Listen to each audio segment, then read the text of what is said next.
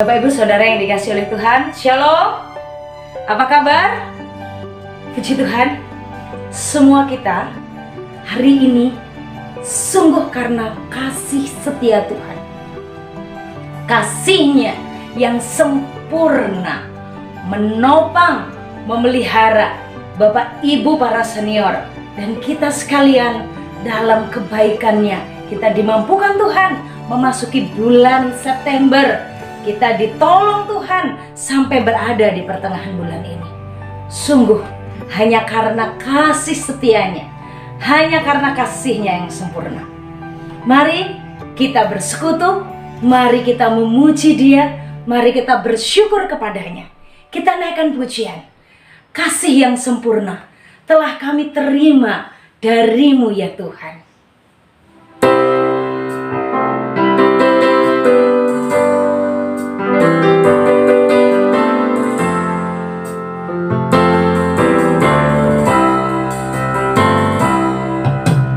Kasih yang sempurna telah ku terima dari-Mu, bukan karena kebaikanku,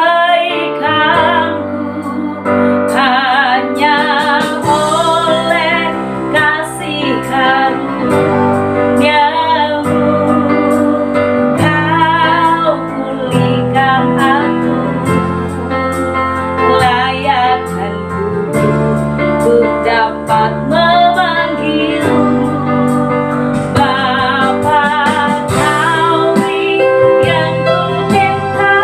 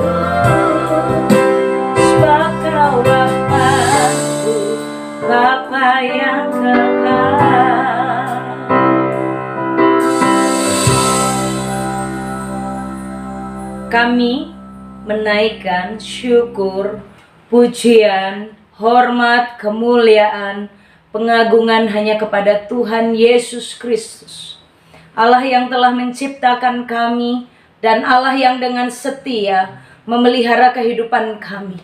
Kami bersyukur untuk semua kebaikan-Mu. Kami bersyukur untuk semua kasih setia-Mu. Terima kasih Tuhan, Engkau Allah yang dahsyat, yang memelihara kami dengan sempurna dan terbukti nyata. Kami ada di pertengahan bulan September ini karena tangan Tuhan kuat menopang kami. Terima kasih banyak Engkau mengasihi kami. Terima kasih banyak Engkau peliharakan kami. Terima kasih banyak Tuhan untuk perbuatan tangan-Mu dalam hidup kami. Dan pagi hari ini kami mau bersyukur di hadapan Tuhan. Pagi hari ini kami naikkan terima kasih kami bagi Tuhan. Bapa di sorga, kami mohon Tuhan memberkati persekutuan kami. Kami mohon Tuhan memberkati saat kami merenungkan firman-Mu, sehingga setiap kami mengalami lawatan kuasa Tuhan. Engkau mengurapi hamba-Mu, Engkau mengurapi seluruh jemaat-Mu, Engkau memberkati setiap pribadi yang hari ini merindukan Tuhan, merindukan lawatan Tuhan. Kami mohon dalam nama Yesus, Tuhan berkati jaringan yang dipakai.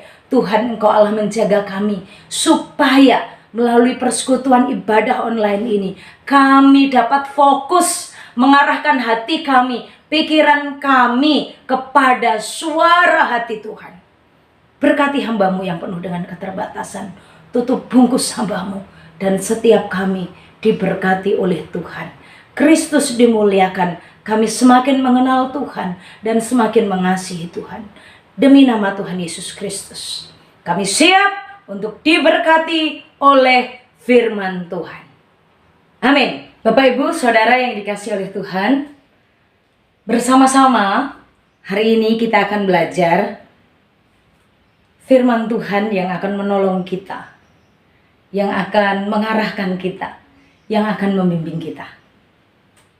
Dengan tema, mengapa memaafkan?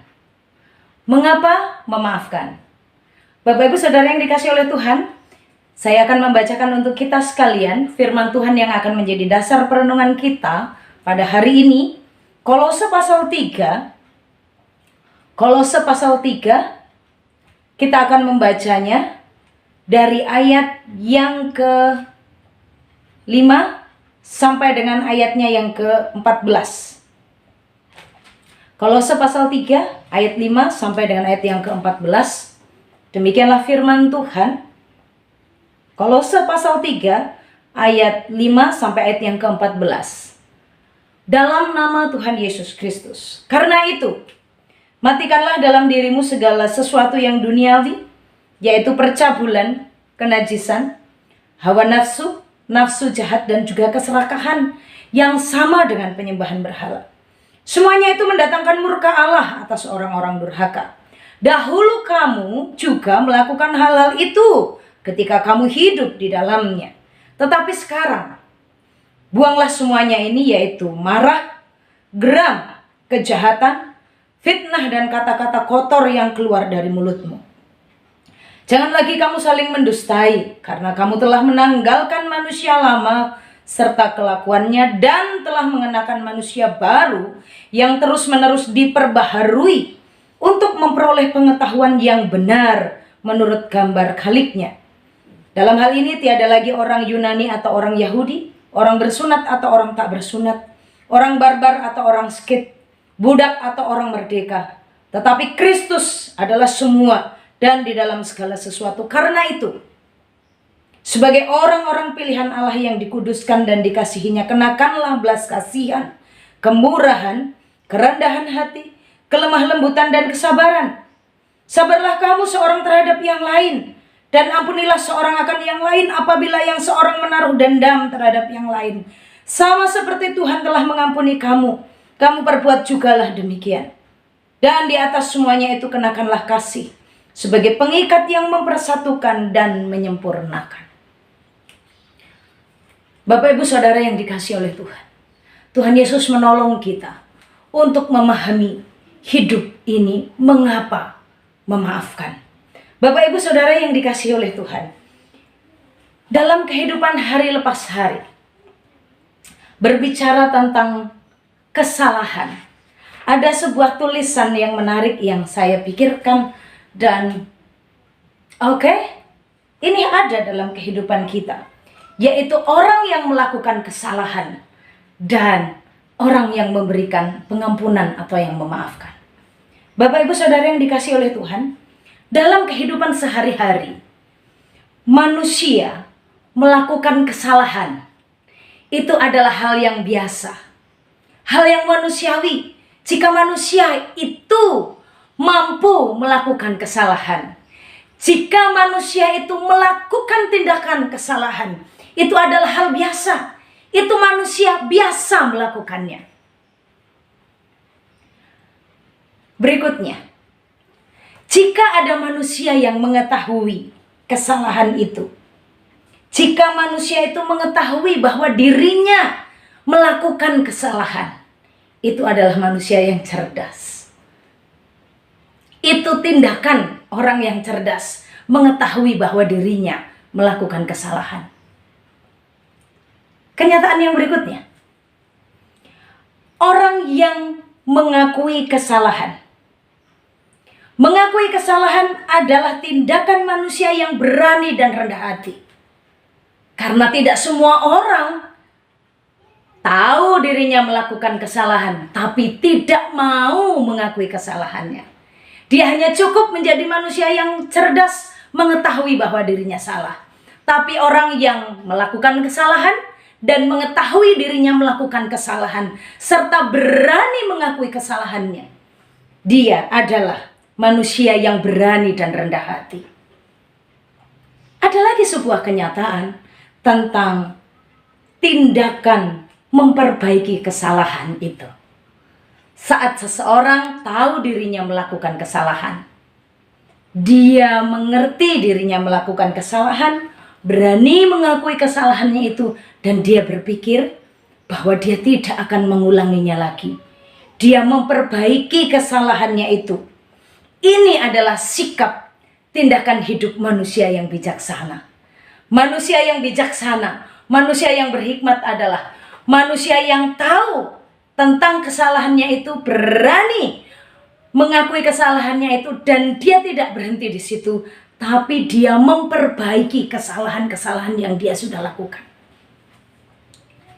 Bapak Ibu Saudara yang dikasihi oleh Tuhan, melakukan kesalahan, mengetahui kesalahan, mengakui kesalahan, dan memperbaiki kesalahan. Apakah cukup sampai di situ? Hari ini kita akan belajar tentang memaafkan kesalahan orang lain. Melakukan kesalahan itu adalah hal yang biasa. Tetapi memaafkan kesalahan orang lain terhadap diri kita, entah karena orang itu mengkhianati, entahkah karena telah melakukan hal-hal yang mempermalukan atau mengecewakan atau menghancurkan hati. Siapakah dia? Banyak orang berkata dan bertanya, mengapa harus saya memaafkan? Memaafkan kesalahan orang yang sudah melukai hati kita, memaafkan orang yang sudah memperlakukan kita dengan tidak tahu berterima kasih, memaafkan orang yang sudah berbuat menghancurkan atau mengecewakan hati kita. Pertanyaan yang sering muncul adalah bukan, saya senang, tapi bukan sebuah pernyataan begitu, tetapi justru sebuah pertanyaan, mengapa memaafkan? Dalam bagian firman Tuhan dari kitab Kolose ini, surat Kolose pasal yang ketiga, ayat yang ke-10 tepatnya, sampai dengan ayat yang ke-14 kita akan belajar. Tema kita dalam renungan hari ini adalah mengapa memaafkan. Alkitab memberikan alasan. Alasan yang mendasar, yang menjadi prinsip mengapa saya dan Bapak Ibu Saudara sebagai disciple, sebagai murid-murid Kristus harus memaafkan. Mengapa saya dan Bapak Ibu Saudara harus memaafkan? Siapa orang yang mampu memberikan pengampunan atau memaafkan terhadap orang-orang yang melakukan kesalahan itu? Ada dua alasan mengapa saya harus memaafkan. Yang pertama, Alkitab mengajarkan dengan jelas mengapa kita harus mengampuni, mengapa kita harus memberikan maaf. Karena kita adalah orang-orang yang telah menjadi manusia baru dan dari waktu ke waktu selalu diperbaharui oleh Tuhan.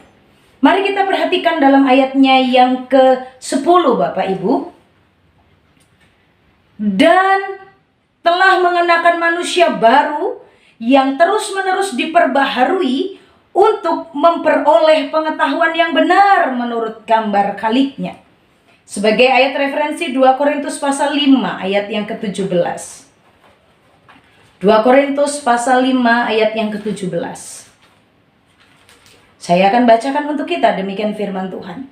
Jadi siapa yang ada di dalam Kristus, ia adalah ciptaan baru. Yang lama sudah berlalu, sesungguhnya yang baru sudah datang. Dengan jelas bagian firman Tuhan ini, baik dalam Kolose ataupun dalam Korintus, mengingatkan kepada kita bahwa sesungguhnya siapa yang ada di dalam Kristus adalah ciptaan baru. Bapak Ibu, para senior, seringkali kita menyebutkan bahwa kita ini adalah anak-anak Tuhan.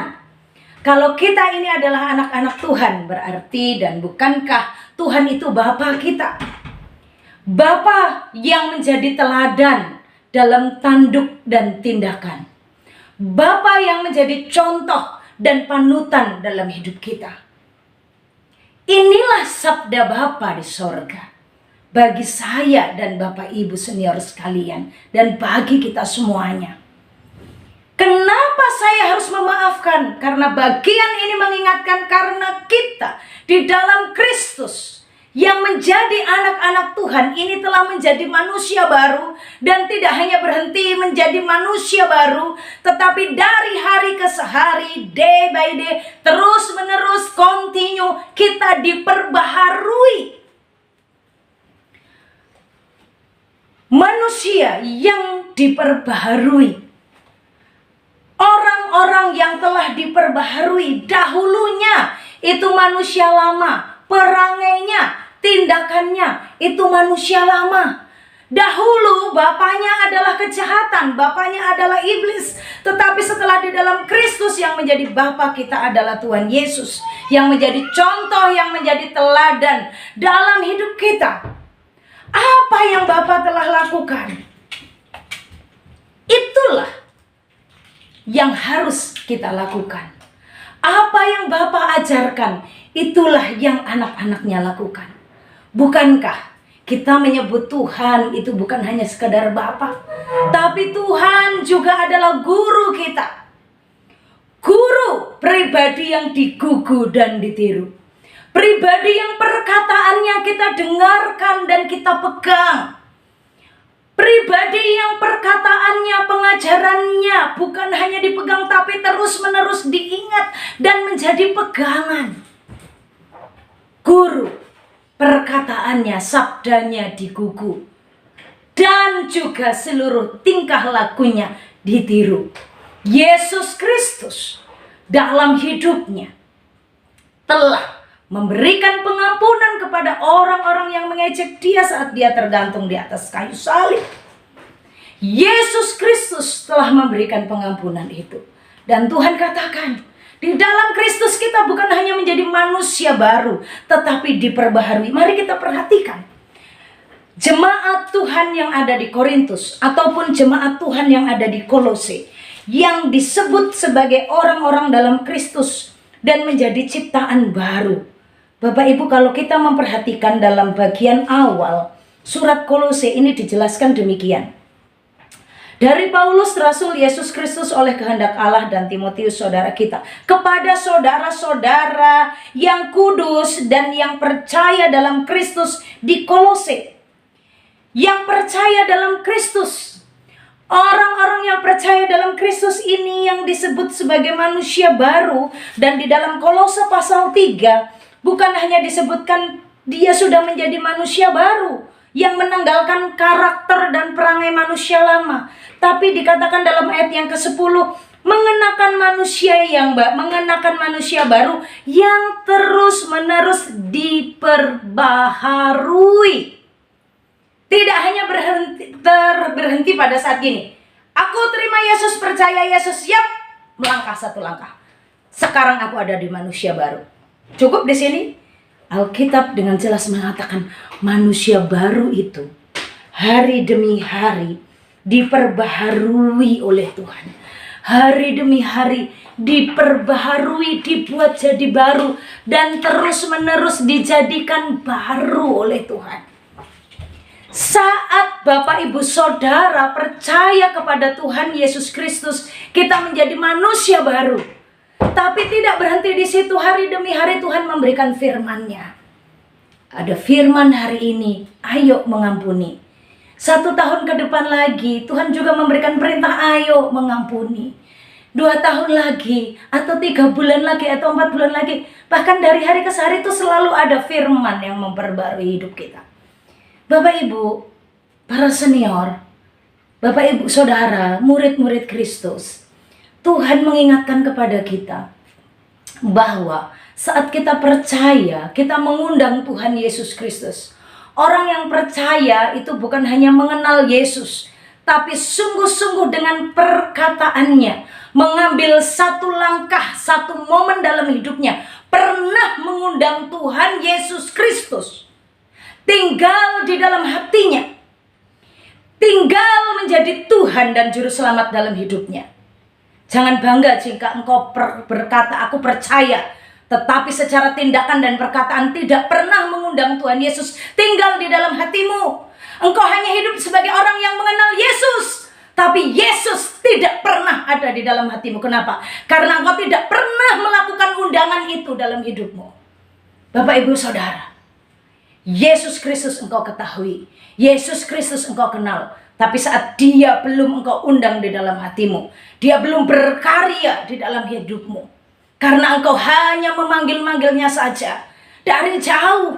Engkau tidak pernah memberikan hatimu untuk dikuasai dan dipimpin olehnya.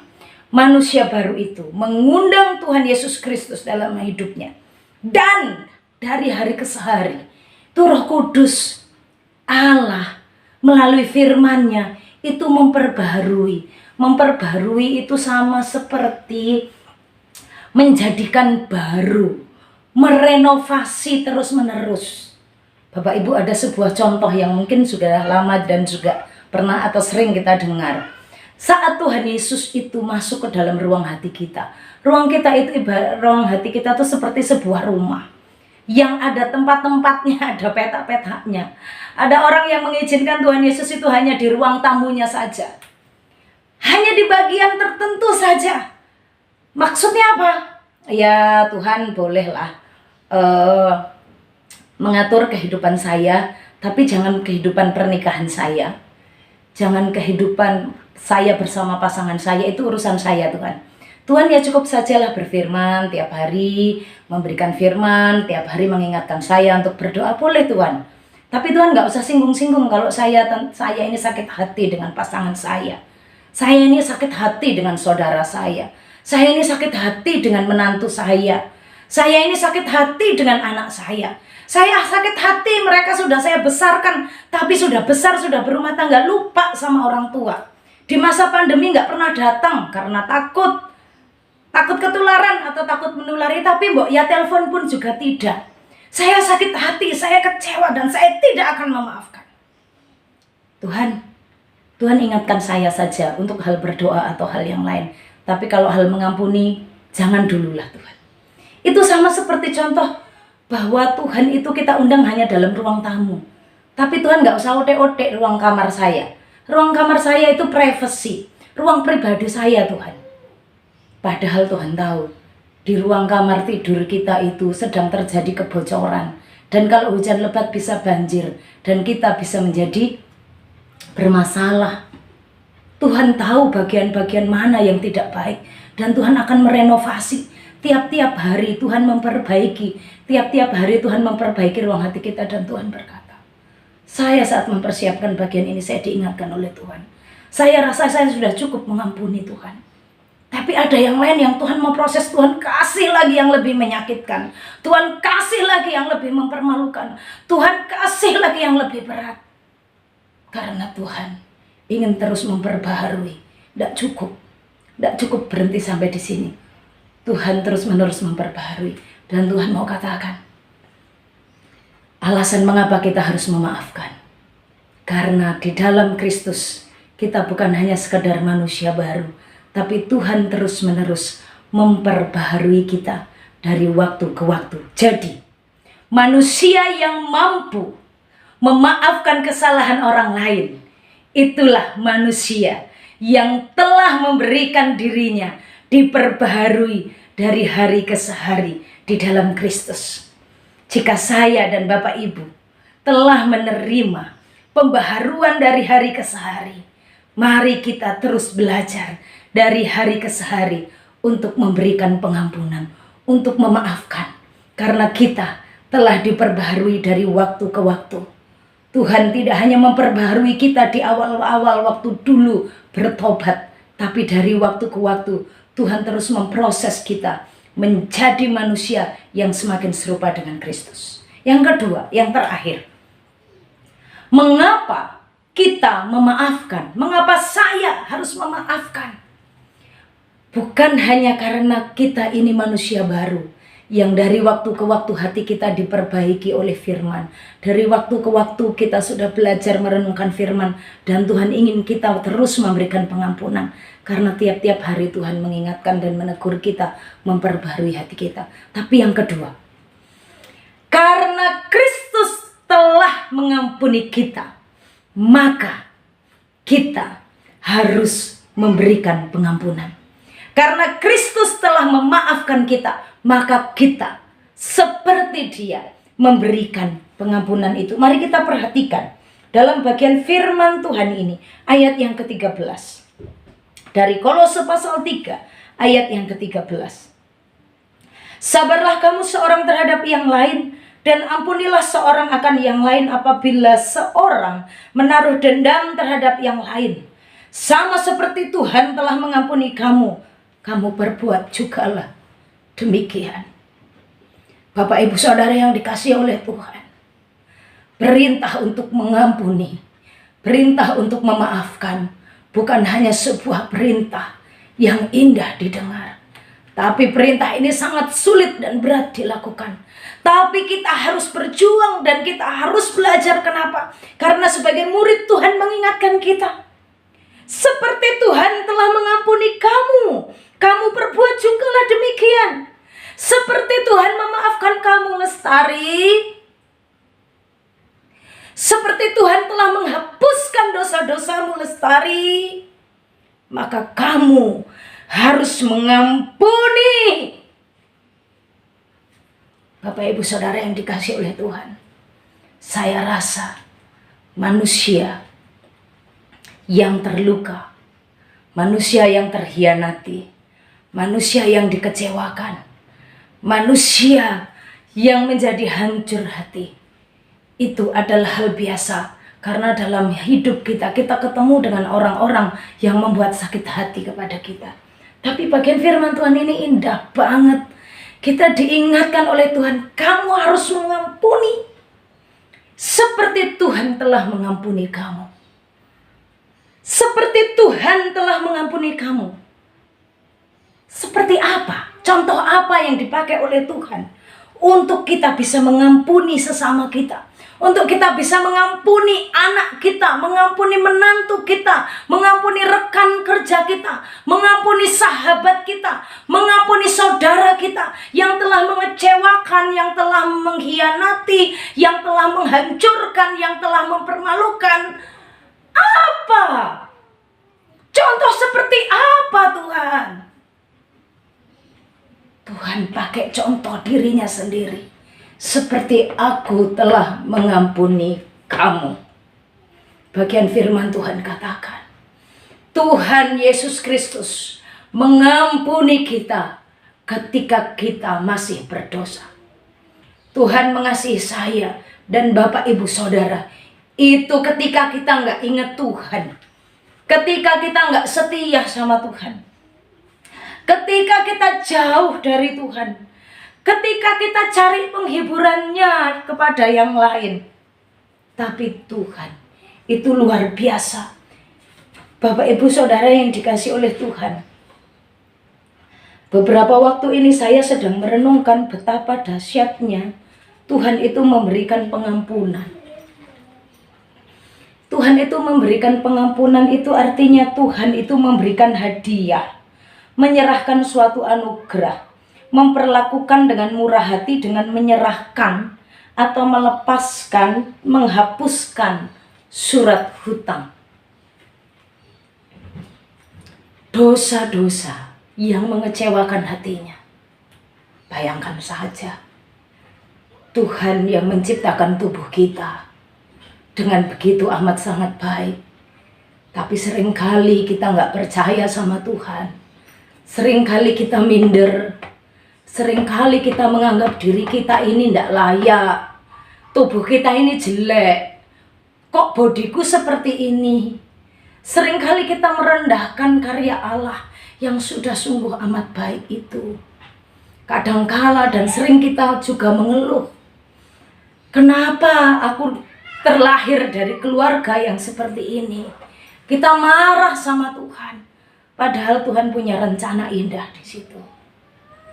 Tuhan punya rencana indah kenapa saya diciptakan Tuhan dengan rambut keriting. Dulu saya sempat marah, saya sempat menangis sama Tuhan. Kenapa saudara-saudara saya kulitnya bersih dan saya tidak? Kenapa Tuhan ciptakan saya dengan rambut keriting? Suatu hari Tuhan bawa keluarga kami ke timur-timur. Dan di timur-timur terjadi peperangan. Saat peperangan itu terjadi, tentara Indonesia, tentara timur-timur berperang. Kami waktu itu anak sekolah, pulang sekolah. Dan siapa yang terlihat kulitnya kulit bukan orang timur-timur waktu itu, kami akan dipukul, kami akan dibuang oleh mereka. Tapi pada waktu tentara itu melihat tubuh saya, tentara itu berkata begini, ini orang timur-timur asli. Rambutnya keriting, kulitnya hitam. Dia anak kita, dia harus kita selamatkan. Nak, kamu cepat pulang. Tapi itu pakai bahasa Timur Leste. Saya hanya diam saja. Saya terkagum dengan Tuhan.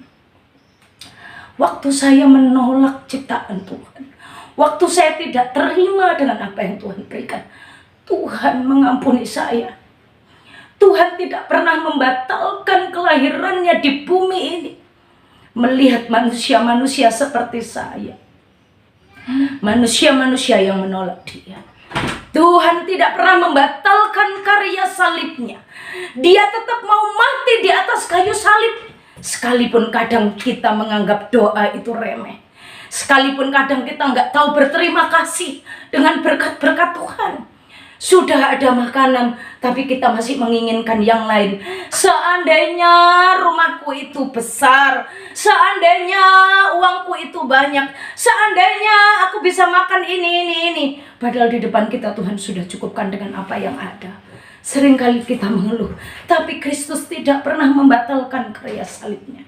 Dan Tuhan katakan, aku mengasihimu, aku mencintaimu, aku tetap mati untukmu. Tuhan mengampuni. Tuhan tidak pernah mengungkit-ngungkit dosa-dosa kita. Contoh yang pertama yang Tuhan berikan adalah kasih Bapa terhadap anak sulung. Anak sulung yang sudah menjual harta warisan itu, meminta pada saat orang tuanya masih hidup, membawanya pergi, dipakai untuk pesta pora dengan para pelacur, dengan para penjahat-penjahat, dihabiskan uangnya. Dan begitu sudah habis semuanya, dia datang balik lagi. Kalau Bapak Ibu jadi orang tua, punya anak yang seperti ini, apakah mau mengampuni dan mau menerima anak itu kembali? Maukah mengampuni? Gambaran yang luar biasa yang Tuhan berikan. Bapak Ibu Saudara, sering kali kita berkata, 1 kali aku mengampuni, 2 kali aku mengampuni, 7 kali sudah cukup aku mengampuni. Tapi apa kata Yesus? 70 kali 7 kali, artinya terus menerus, terus menerus, terus menerus. Tingkat pengampunan kita juga, tingkat persoalan itu diberikan semakin tinggi supaya kita naik level. Contoh yang kedua yang Tuhan pakai untuk kita mengampuni sesama, memberikan pengampunan, memaafkan orang yang telah melakukan kesalahan itu. Tuhan katakan, karena aku telah mengampuni kamu, seperti aku mengampuni kamu. Seperti apa Tuhan Yesus mengampuni kita? Tuhan Yesus mengampuni kita itu seperti seorang raja yang memiliki hamba yang telah mengampuni hamba yang punya hutang 1.000 dinar, 1.000 talenta. Tapi 1.000 talenta, hamba yang punya 1.000 talenta itu tidak menghapuskan atau tidak memaafkan sesamanya yang punya hutang 100 dinar. Bapak Ibu, sebuah penghitungan yang sangat luar biasa, talenta dan dinar. 1 talenta itu sama dengan 6.000 dinar. Dan hutang hamba yang pertama yang dihapuskan oleh raja itu, hutangnya itu adalah 10.000 talenta. Jadi kalau 1 talenta itu adalah upah sama dengan 6.000 dinar, itu upah 20 tahun kerja.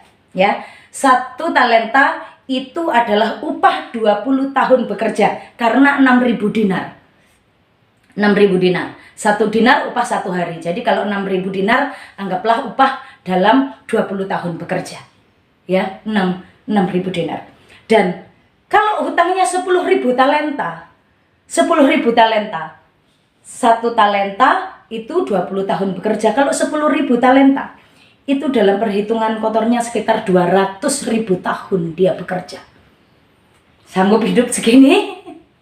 200.000 tahun hutang yang harus dibayar dengan upah kerja, ya, hutang yang senilainya sama dengan upah dari 200.000 tahun bekerja. Itu hutang orang pertama yang oleh Tuhan dihapuskan. Waktu dia minta ampun, dia nggak sanggup bayar, Tuhan bilang, ya, dihapuskan. Tapi begitu orang ini yang punya hutang 200.000 tahun bekerja ini diampuni dosanya, diampuni hutangnya. Terus dia ketemu sama temannya yang berhutang kepada dia, itu hanya 100 dinar. 1 dinar upah 1 hari. Kalau 100 dinar berarti upah 100 hari. 100 hari berarti sekitar upah 3 bulan bekerja. Upah 3 bulan bekerja. Itu dia pukul, dia cekek lehernya dan dia masukkan ke dalam tawanan. Hanya hutang 3 bulan kerja. Sedangkan hutangnya adalah 200.000 tahun. Tapi dia tidak mau mengampuni. Tuhan katakan, seperti aku telah mengampuni kamu, Lestari, yang hutangmu itu 200.000 tahun kerja, kamu gak akan sanggup bayarnya.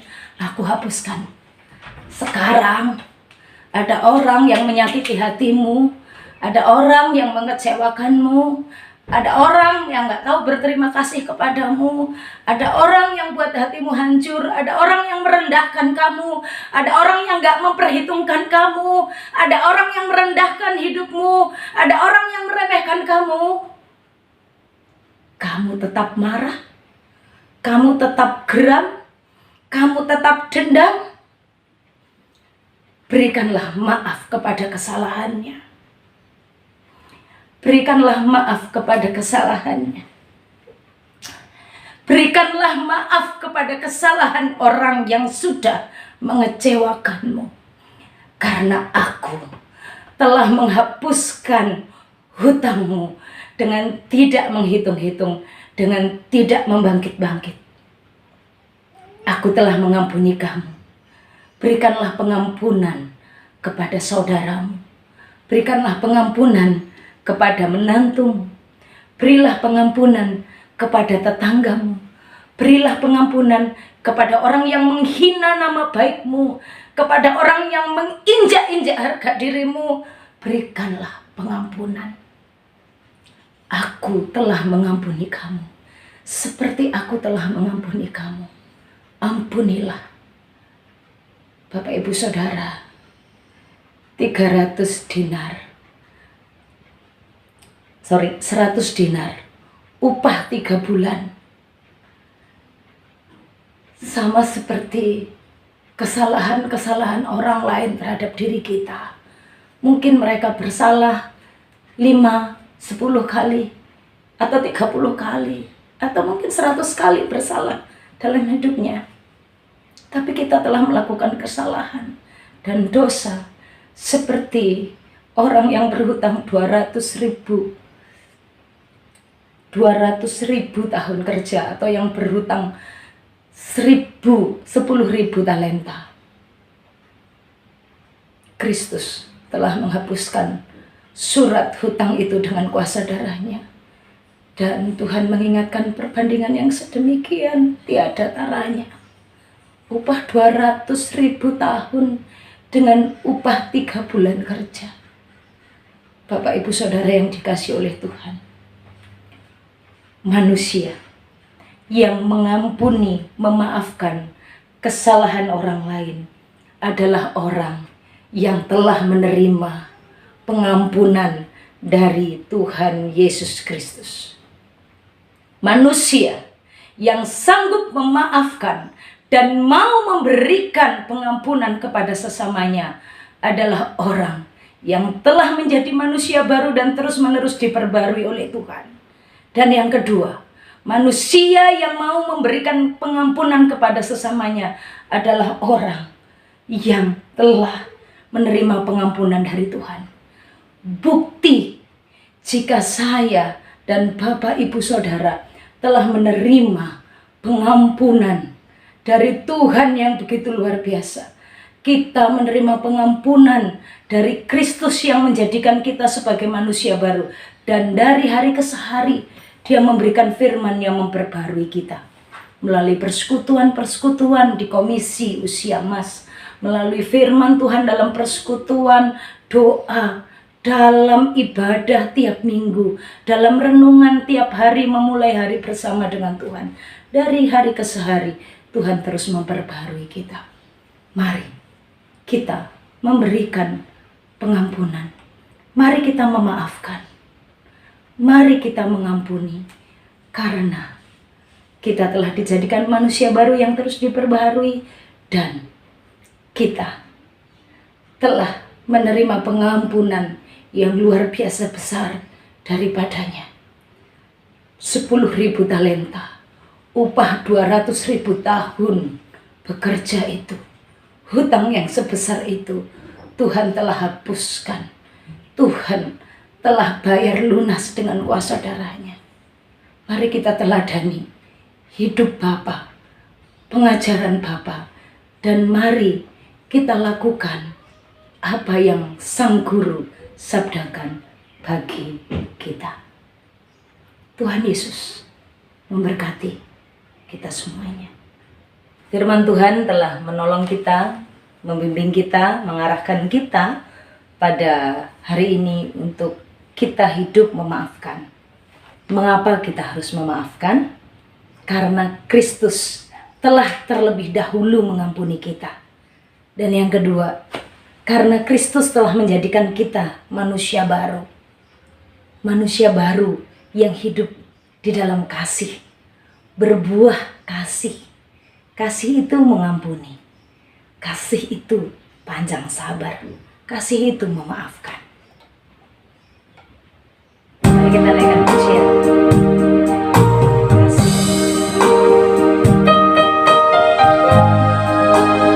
Mari kita bersama belajar dari Tuhan Yesus. Dan dari waktu ke waktu terus-menerus belajar untuk memaafkan, memberikan pengampunan. Kasih pasti lemah lembut. Kasih pasti memaafkan. Kasih pasti murah hati. Kasih-Mu, kasih-Mu Tuhan. Ajarilah kami ini saling mengampuni. Ajarilah kami ini saling mengampuni. Ajarilah kami ini kasih-Mu ya Tuhan.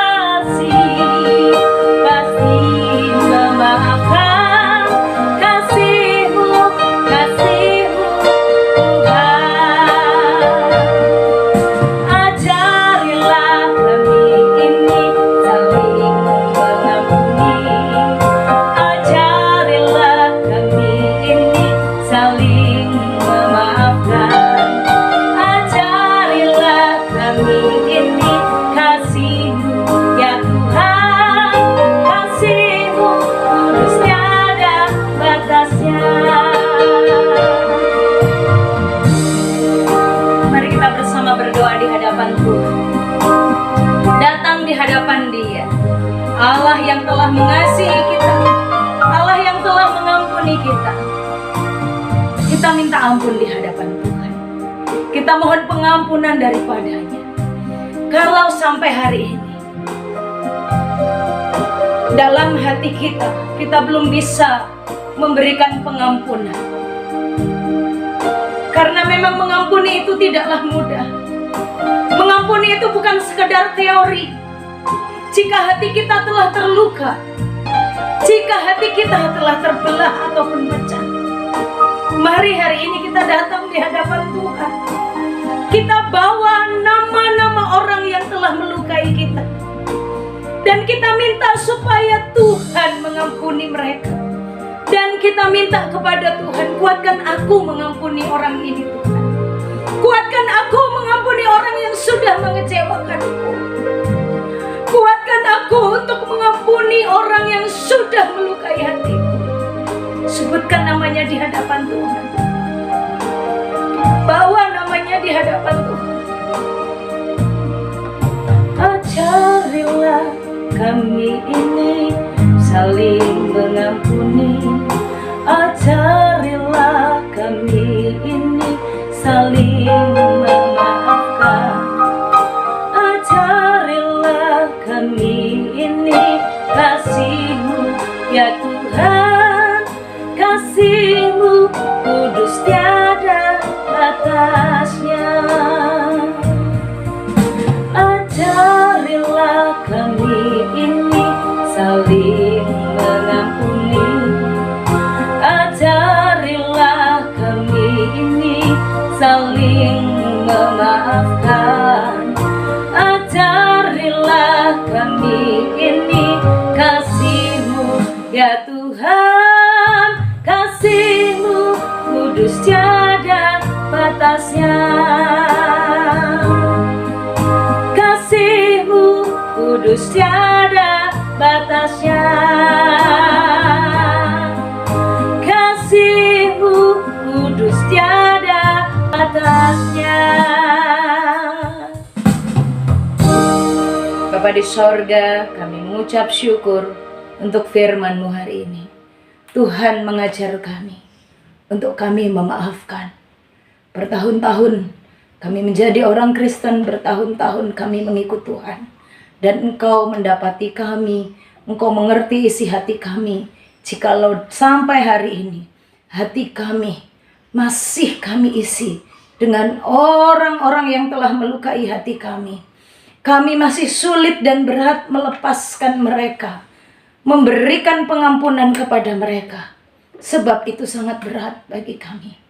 Tapi di dalam nama Tuhan Yesus Kristus, kuasa darah Tuhan yang telah menebus kami, kami mohon, kami putuskan segala sakit hati, segala kekecewaan di dalam nama Tuhan Yesus Kristus.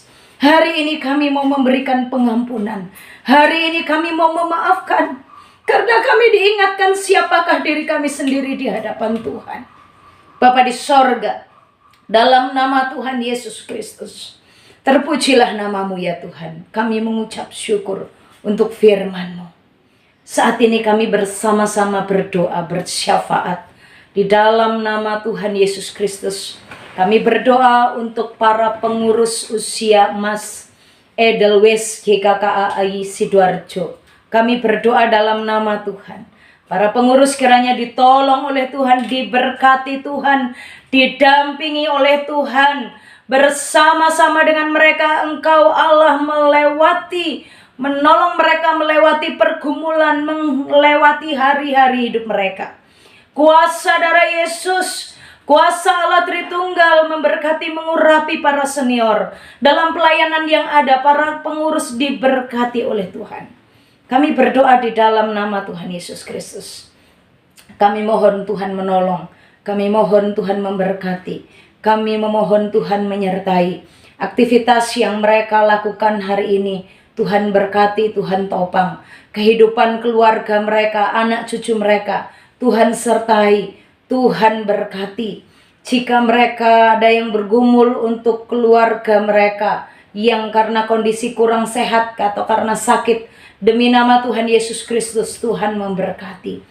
Tuhan, mungkin ada di antara mereka yang tinggal sendirian. Kami mohon dalam nama Yesus, Engkau menjadi pendamping bagi mereka. Mereka yang sedang dalam kekurangan, Tuhan, Engkau Allah yang mencukupkan kebutuhan hidup mereka. Engkau Allah pelindung bagi para janda. Engkau Tuhan menopang memberkati orang-orang yang tinggal sebatang kara. Engkau Allah memberikan penghiburan dan lawatan untuk setiap mereka. Ya Bapa di sorga, mereka yang sedang bergumul untuk pekerjaan usaha mereka karena dampak pandemi, kami berdoa dalam nama Yesus, Tuhan menyertai mereka. Tuhan memberkati semua anggota Usia Mas Persekutuan Edelweiss ini. Tuhan berkati, Tuhan tolong peliharakan mereka untuk tetap setia mengikut Tuhan. Terpujilah namamu Bapa di sorga. Kami serahkan pembina juga yang ada, supaya Tuhan memberkati, Tuhan menolong. Kami menyerahkan di dalam nama Tuhan Yesus Kristus seluruh Bapak Ibu Saudara dalam berkat Tuhan, dalam pertolongan Tuhan. Bapak Ibu Saudara, arahkanlah hatimu kepada Tuhan dan terimalah berkat-Nya. Tuhan memberkati engkau dan melindungi engkau. Tuhan menyinari engkau dengan wajah-Nya dan memberi engkau kasih karunia. Tuhan menghadapkan wajah-Nya kepadamu dan memberi engkau damai sejahtera. Amin. Tuhan Yesus memberkati para senior sekalian. Tuhan menolong senantiasa dalam setiap hal, setiap langkah. Tuhan memberikan kekuatan. Jangan lupa bulan depan untuk tetap ingat, bersama-sama kita bersekutu kembali dalam persekutuan Mas Edelweiss GKKA Sidoarjo. Tuhan memberkati, tetap semangat, hidup sehat dalam berkat. Amin.